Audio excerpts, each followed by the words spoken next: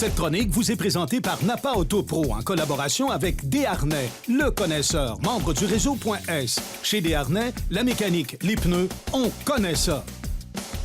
Nous sommes présentement chez Desharnais Pneus et Mécanique et je suis en compagnie de Jean Guérois. Salut Jean-Guy. Salut Daniel. Alors, au cours des prochaines semaines, on va parler entretien du véhicule. Évidemment, il faut préparer son véhicule avec l'hiver qui s'en vient.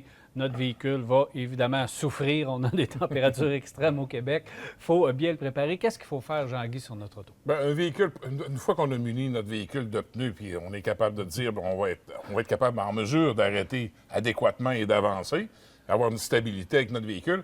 Mais après ça, il faut s'arrêter aux soins du véhicule en tant que tel, mais avant toute chose, également aux soins de nous et nos passagers à l'intérieur, qui est le fil d'habitacle. On a tout ce qu'il nous faut. Le réchauffement, est-ce que notre système de chauffage dans le véhicule est adéquat, fonctionnel, performant?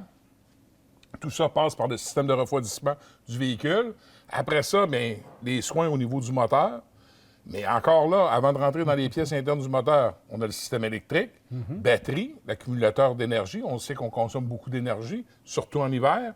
Et également avec notre alternateur qui remplit cette batterie-là d'énergie. Donc, quand on a fait cette tournée-là au départ, bien, on s'assure qu'on est capable d'affronter cette saison hivernale-là du bon pied. Fait que donc, notre véhicule est sécuritaire. Après ça, bien, on peut s'attarder aux pièces internes du moteur. On pense tout de suite au lubrifiant, qu'il faut qu'il soit adéquat également pour faire un bon travail puis lubrifier nos pièces internes du moteur de façon justement à prévenir une usure prématurée sur nos pièces.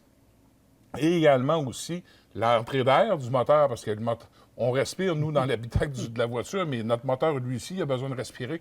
Donc, lui aussi, il faut vérifier sa filtration. Après ça, bien, tout s'enchaîne, tout s'engage par la suite. Système de freinage, on sait que ça a un lien direct sur la stabilité quand on est sur pavé glacé. Quand on n'a pas un bon système de freinage, on peut avoir une perte de contrôle plus rapidement ou plus prononcée qu'on peut s'attendre. Donc, tout ça fait en sorte que notre sécurité est mise en jeu si notre système de freinage n'est pas adéquat. Et on continue par la suite à vérifier aussi toutes les pièces internes au niveau de la suspension, du système d'échappement. Le système d'échappement, on sait que s'il y a une petite fuite du monoxyde de carbone qui monte dans l'habitacle, ce ne sera pas comique. Fait que donc, toutes ces pièces-là sont dues d'être revisées. Qu'est-ce qui est important à retenir, Daniel? C'est toujours une question de logique au niveau d'entretien.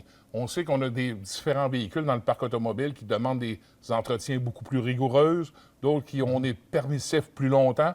Mais notre devoir à nous, ça nous revient à nous.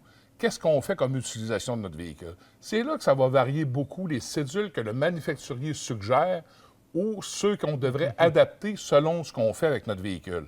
Parce que souvent, nous, ici, quand votre manufacturier automobile a fabriqué votre voiture, il ne s'attendait surtout pas que vous feriez autant de virages au ralenti de votre moteur qu'en course, qu'en kilomètres. Donc, déjà là, ça vient débalancer beaucoup les données. On parle des entretiens et des services maintenant de 8, 10, 12 ou 15 000 kilos. Et souvent, ces données-là sont faussées par l'utilisation qu'on en fait. On part le véhicule, on le fait réchauffer le matin à la maison, on s'en va au bureau, mais pour s'en aller au bureau, on est dans l'embouteillage, donc on fait beaucoup de ralentis. On arrive au bureau, on va la reprendre en fin de journée, on fait le même circuit à l'envers, donc on l'a fait réchauffer davantage, donc on fait beaucoup plus de ralentis. Avec le kilométrage, à ce moment-là, vient fausser les données. C'est à nous d'être beaucoup plus vigilants à ce moment-là. Parce que des fois, une intervention juste à temps, combien de fois qu'on a des preuves tangibles qu'on sauve beaucoup de sous si on a fait un entretien approprié. Merci beaucoup, Jean-Guy. Au plaisir.